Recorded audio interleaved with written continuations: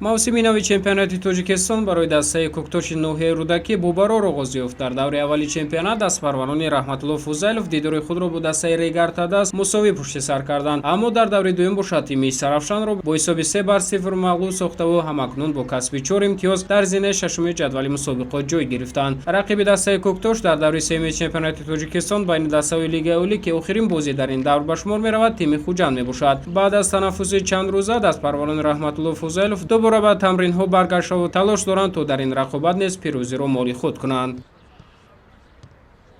Ну, прежде всего, то, что сезон начали, может быть, где-то с первой игры, то, что ничья, но я считаю, что удовлетворительно.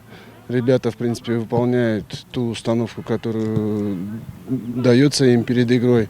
Подготовка в целом нормальная, ребята все себя чувствуют, все живы, здоровы. То, что касается именно предстоящей игры Хаджент, немножко были срывы в подготовке, потому что готовились в недельном цикле, а игру нашу перенесли.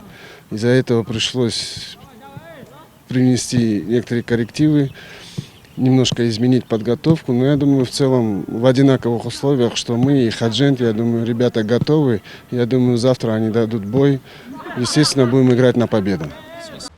طبق اطلاع سرمربی دسته رحمتالله فوزیلوف فوتبالبازان در حالت خوبی بازی قرار دارند و سعی میکنند تا این دیدار نیز به سود آنها پشت سر شود. تمرین‌های دسته تحت رهبری سرمربی از راه اصول‌های تکنیکی بیشتر برآمده شده است که وسیله اساسی موفقیت فوتبالباز ارزیابی می‌گردد. دیدار دسته‌های کوکتوش رودکی و خوجند در دوره سوم چمپیونات تاجیکستان سنه 22 اپریل ساعت 18 در ورزشگاه مرکزی شهر دوشنبه برگزار می‌گردد. رقابت مذکور را مخلصان فوتبال می‌توانند مستقیما طریق تلویزیون‌های ورزش و فوتبال تماشا کنند.